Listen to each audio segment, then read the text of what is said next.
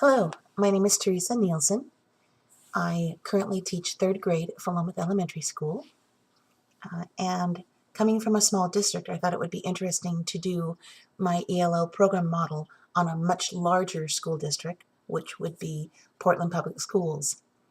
The number enrollment at Portland Public Schools currently, according to 2013, would be around 48,000 students, of which about almost 4,000 are ELL students or eligible for ELL services.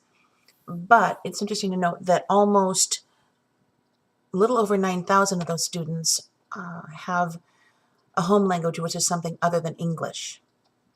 Currently, the PPS schools have 7.8% ELL students in the ESL programs, whereas the district that I currently teach as has less than 6%, I believe, is the last statistics I looked up on that. The top languages in this school are Spanish, Vietnamese, Cantonese, Chinese or Mandarin, and Russian. They have one-way and two-way immersion programs, dual immersion programs at this district. And but most of the ESL classes are pull-out classes where students attend an average classroom and have pull-out instruction for ESL instruction. Let's see what else. The vast majority of ESL students are in the elementary school level, approximately 2/3.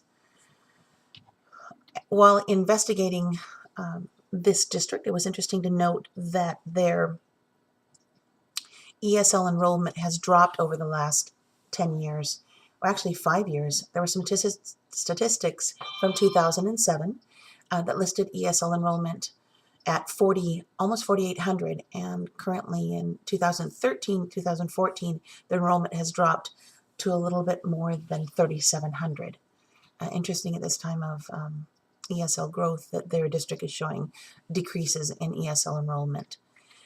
What did I find out that I thought was interesting about this particular school district? One of which is something I liked was an ESL newsletter that they have. The ESL department puts out I believe it must have been quarterly newsletter, and it was informational for not only parents but for professionals as well. It listed upcoming activities that ESL students would be involved in, and things like, they listed welcoming and the Portland International Scholars Academy, which I thought was a really interesting and purposeful activity to sponsor for their students. It also lists detailed professional learning, which was important. What else did I learn while I was studying this district is that a larger district definitely has its share of challenges compared to a smaller one.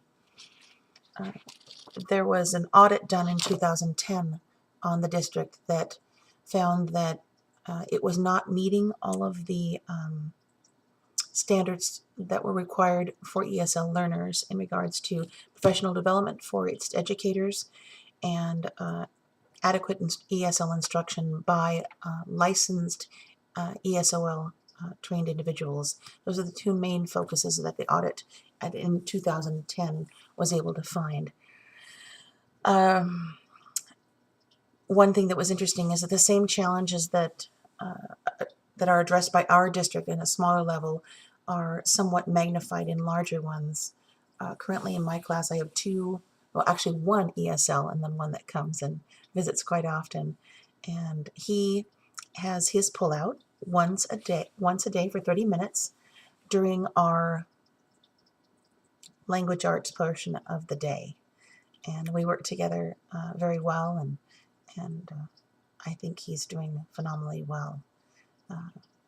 The Portland Public Schools uses sheltered instruction for their classes, and all of their teachers are striving to implement sheltered instruction and scaffolding methods in their classrooms to facilitate and learning for their ESL students.